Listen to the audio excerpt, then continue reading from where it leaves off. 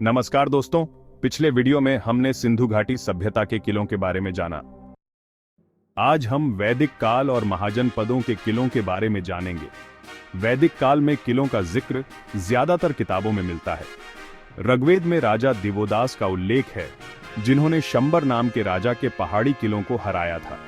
इस समय की कुछ जनजातियां भी किलों में रहती थीं। ऋग्वेद में पुर का भी जिक्र मिलता है, जो किलाबंदी वाले घरों को दर्शाता है। ऐतरेय ब्राह्मण में यज्ञ की आग को किलों जैसा माना गया है, जो राक्षसों से रक्षा करते थे। इंद्र को भी पुरंदर यानी किलों को तोड़ने वाला कहा जाता है। वैदिक काल के किले ज्यादातर मिट्टी और पत्थरों से बनाए जाते थे और इनका मुख्य काम सुरक्षा था।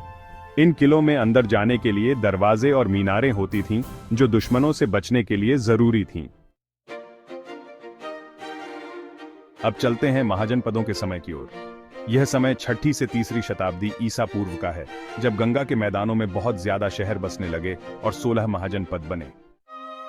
मगध का पहला शहर राजगीर था, जो 2 किलों वाले शहरों से बना था, पुराना और नया राजमहल। पुराना राजमहल 5 पहाड़ियों के बीच था और पत्थर की 2 दीवारों से घिरा हुआ था। नए राजमहल की किलेबंदी बिंबिसार और अजातशत्रु के समय की है। अंग का मुख्य शहर चंपा और वत्स का मुख्य शहर कौशांबी भी किलों से घिरे हुए थे। चंपा में 4 दीवारी और खाई थी, जो सुरक्षा के लिए बनाई गई थी। कौशांबी की मिट्टी की दीवारें भी एक मजबूत किलेबंदी का उदाहरण है। अवंती का मुख्य शहर उज्जैनी, जिसे आजकल उज्जैन कहते हैं, मिट्टी की दीवार और खाई से घिरा हुआ था। यहां की किलेबंदी युद्ध और सुरक्षा के लिए बहुत जरूरी थी। 326 ईसा पूर्व में सिकंदर मगध की सीमा तक आ गया था। सिकंदर के सफर का इतिहास एनाबैसिस ऑफ अलेक्जेंडर में मल्ल अभियान का जिक्र है, जिसमें दीवारों वाले शहरों और ऊंचे किलों का जिक्र है। क्या आप जानते थे कि वैदिक काल और महाजनपदों के समय भी किले इतने जरूरी थे?